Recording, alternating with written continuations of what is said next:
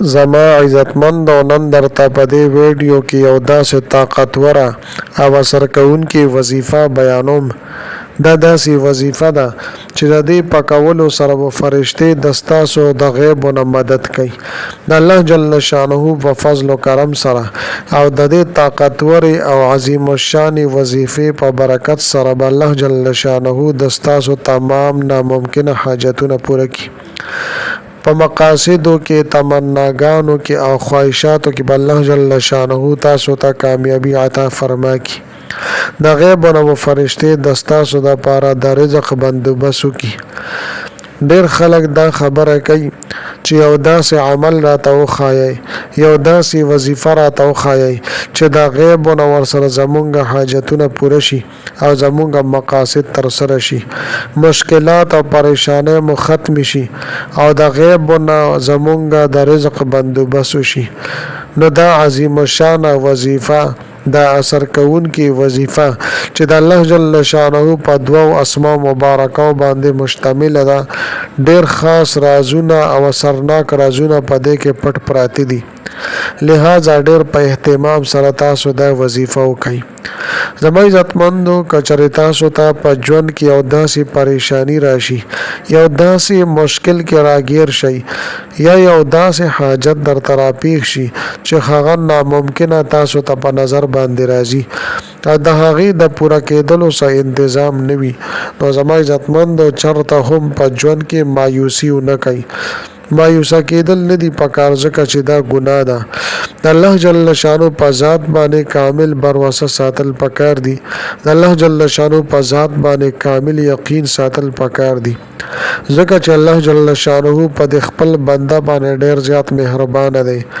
الله جل شانه د خپل بنده ته د مړی د رګ نه چې شه رګ ورته هم ویل کېږي، د دې نه زیات خپل بنده ته نږدې دی. مونږ ته پکار دي چې د الله جل شانه په احکاماتو باندې عمل وکړو. دا یاد ساتئ چې بنده ته کله هم څه حاجت راپېښ شي، څه مشکل ورته راشي، پریشانۍ کې راګیر شي، بیمارۍ تکلیف کې مبتلا شي او د هغې حل دنیا سره وابسته کی او د دنیوي اسباب سره وابسته کی. دا خبره ده چې یو مسلمان بنده دی نو چې څومره اسباب دي دا به اختیاري، د هغې دپاره به نقل و حرکت کوي، کوشش به کوي. خو زما عزتمندو، مونږ به دا نه کوو چې صرف په اسبابو کې د هغې حل ولټو، ځکه چې مسبب الاسباب ذات څوک دی؟ دا یو د الله جل شانه ذات دی. لہذا زما عزتمندو، مونږ به کوشش هم کوو او اسباب به هم استعمالو، خو لیکن نتیجه بروسه او یقین دا به د الله جل شانه په ذات باندې ساتو. لکه زما عزتمندو، مونږ مثال کې یو بیمار واخلو،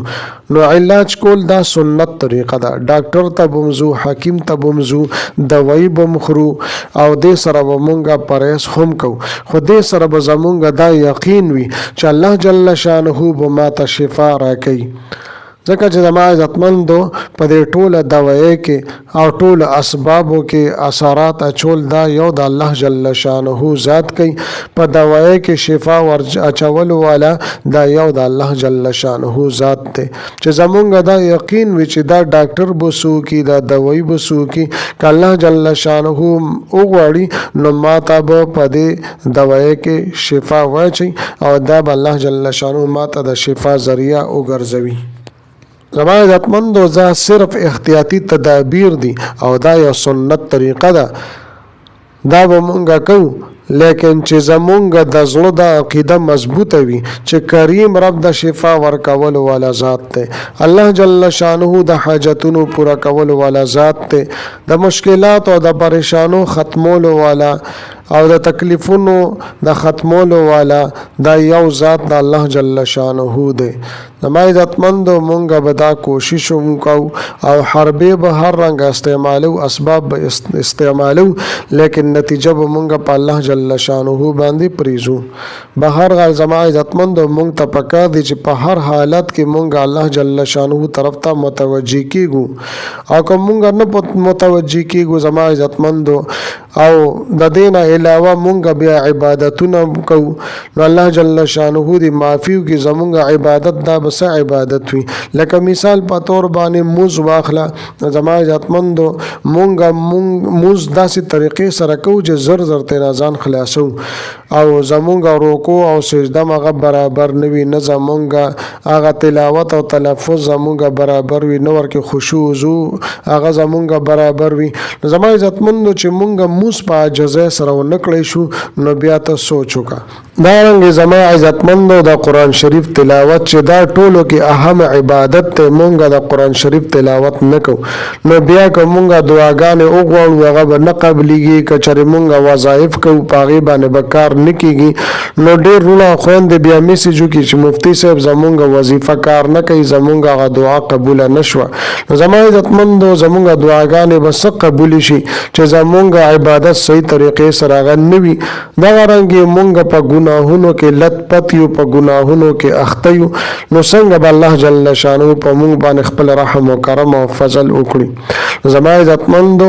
د ګناهونو خپل ځان ساتل پکار دي ان شاء الله تعالی تاسو بیا وګورئ چې په وظیفه کې به الله جل شانه څنګه او څومره اثرات پیدا کوي به هر حال زما عزتمندو دا وظیفه تاسو د خپل حاجتونو او مقاصدو د پورا کولو لپاره هم کولای شئ کستا سو رښتوي پرشتہ کې د سہولت لپاره پرشتہ کې بندش وی رکاوټ وی داغه د ختمولو د لپاره هم تاسو د وظیفه کول شي تاسو کاروبار او روزګار کې هغه مسائل وی نو د دې لپاره هم تاسو د وظیفه کول شي زما عزتمندو دا وظیفه به تاسو د شپږم پرز باندې ماسپګین کوي دا بهتره خبره ده او عام ورځو کې هم تاسو د وظیفه کول شي کله چې تاسو حاجت را پیښ شو مقاصد وی د رښتې حواله سره کاروبار حواله سره نو هغه ټیم چې سټه مونږ د شپې د ورځې تاسو دا وظیفه او دا عمل کول شي به هر حال زما عزتمند اوس راځم وظیفه طرف ته ترتیب او طریقې کار دادې چې د ټولو نامخ کې به تاسو 100 مرتبه سل پیره تاسو درود شریف لولئ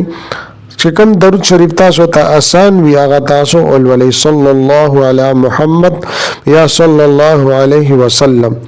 د دې نه پس به زما عزتمندو د الله جل شانه د دوه نمونه دي یا د الله جل شانه ذاتی نوم دی یعنی خپل نوم او دا دویم د الله جل شانه صفتی نوم دی یعنی دا د الله جل شانه صفت یا وهاب معنا اے ورکون کیا زما عزتمندو ډېر بهترین او جامع کلمات دي نو یا الله یا وهاب یا الله یا وهاب دا به تاسو 100 مرتبه سل پیره ولولئ او بیا زما عزتمندو اخره کې سل پیره درود شریف ولولئ او بیا به د دعا د لپاره لاس پورته کې جستا سم دعا ده د څه د لپاره تاسو دعاګانې غوښتل غواړئ دا غي د لپاره دعاګانې وغواړئ ان شاء الله تعالی تاسو زما په خبرو باندې عمل وکړئ بیا تاسو ګورئ تاسو دعاګانې به قبليږي تاسو په وظایفو کې به ډېر لوی اثرات الله جل شانه اچوي زما عزتمند امید لرم چې دا ویډیو د وظیفه وړه زیاته خوښ شي وي که ویډیو مو خوښ شي وي ویډیو لایک کړئ چینل سبسکرایب کړئ ملاویږم بتاو سره بل ویډیو کې بل وظیفه سره تر هغه وخت پورې مال اجازه راکړئ د لوی الله پامان